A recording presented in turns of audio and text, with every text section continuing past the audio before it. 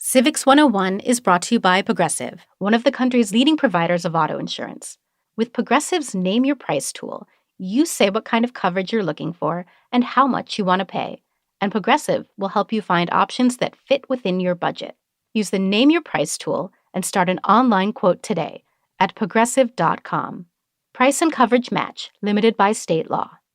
Civics 101 is supported in part by the Corporation for Public Broadcasting. Hannah here from Civics 101. The following is an episode about how things usually go during the presidential transfer of families, and it's a pretty lighthearted one.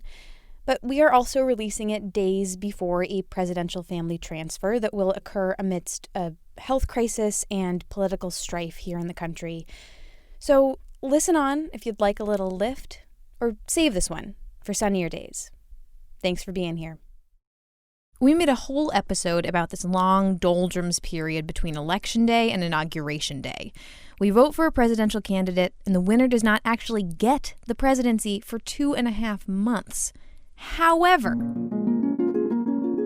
there is one element to all of this that is so fast, it is hard to believe. This is Civics 101. I'm Hannah McCarthy. I'm Nick Capodice. And today we're tackling the enormous behind-the-scenes magic trick that is the White House family transfer, otherwise known as moving day. This huge, chaotic 6 hours, organized chaotic 6 hours, I guess I should say, on Inauguration Day. This is Bonnie Berkowitz. And I'm a graphics reporter at the Washington Post. That means I write stories that tend to have a lot of visuals with them. One such story being that of how you get one first family out of the White House and another first family in. Did she say this happens in 6 hours? Well, there's a good deal of prep that can happen as soon as the election is over. Bonnie says the extent of that might depend on how the outgoing president feels about the transition, like if the incumbent lost the election or is simply at the end of a presidential term. They start compiling a big binder for all of the planning and just various things. And then as soon as the election happens, that's when it really rolls into gear. They start talking to the incoming family. The First Lady's very, very involved. They send a detailed personal questionnaire about just anything you can think of. What kind of shampoo you like? What kind of dental floss? What's your shoe size? Because the White House has a bowling alley, so you need bowling shoes. What kind of movies do you like? Do you have midnight snacks? What do you like to snack on? What are you allergic to? What are your family's newspaper preferences? What kind of movies should we put in the theater? The linens you would like, the temperature in the White House. Do you like it warm? Do you like it cool? All these things that they will eventually use to make the White House home for the new family for 4 or 8 years. The first family, usually the First Lady, also gets to select whatever furniture and art they want from a top-secret White House warehouse in Maryland that has every piece of furniture ever used in the White House that wasn't a personal belonging of the first family. That's fascinating. Okay, so how on earth does this all get loaded in the space of 6 hours? Around 4 a.m., the staff shows up.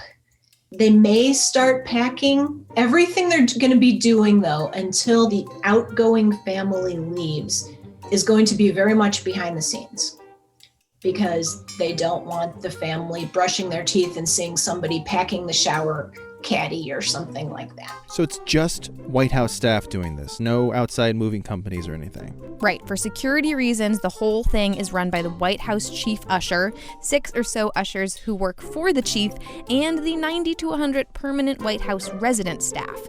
A lot of these people have worked there for decades. Anyway, it's about 4.5 hours of behind-the-scenes work, and then around 8:30...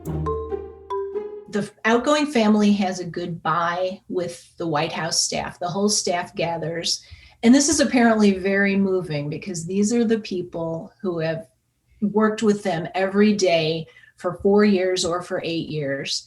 And they just grow so close to them. And it's apparently, people cry. It's very, very sad because think if you've been with somebody for 4 or 8 years and suddenly you're leaving and you're probably not going to interact with them very much anymore, ever. That's about half an hour of tearful goodbyes.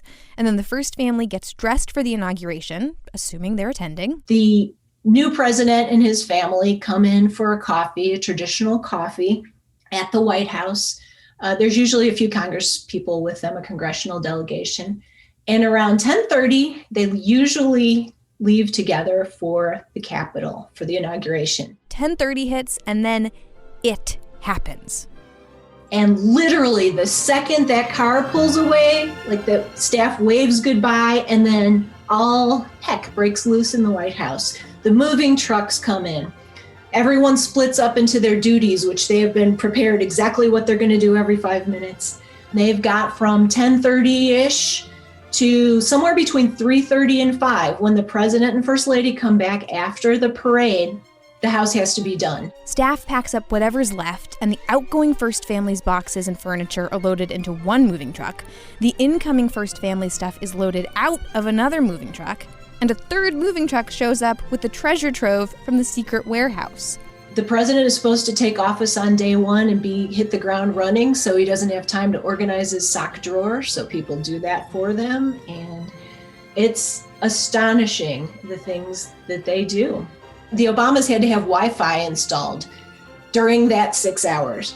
They change out light fixtures, all kinds of things. They may have to make repairs. They may have to repaint, touch up a little bit. They can't repaint a whole room, but they might do some touch up. They might fix some wallpaper, hang clothes in closets, cart out all trash.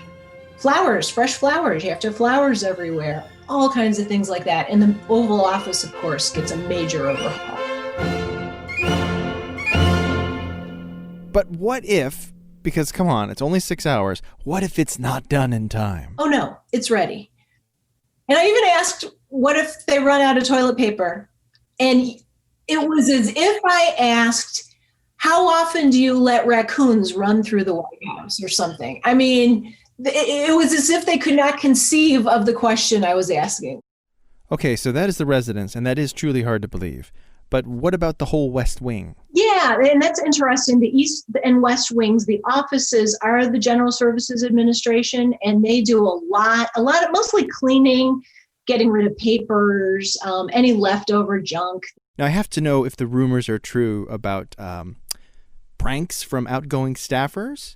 I heard once that the Clinton administration removed all the W's off of the keyboards before George W. Bush went in office.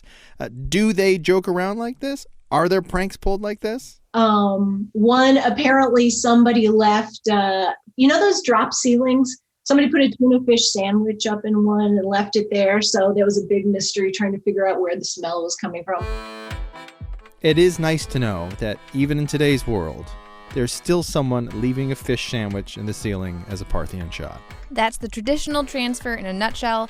I should add, it turns out that in the middle of a pandemic, the government also plans a $500,000 deep clean before the new First Family arrives. We've got plenty more on the strangeness of American politics and government. You can check it out at our website, civics101podcast.org.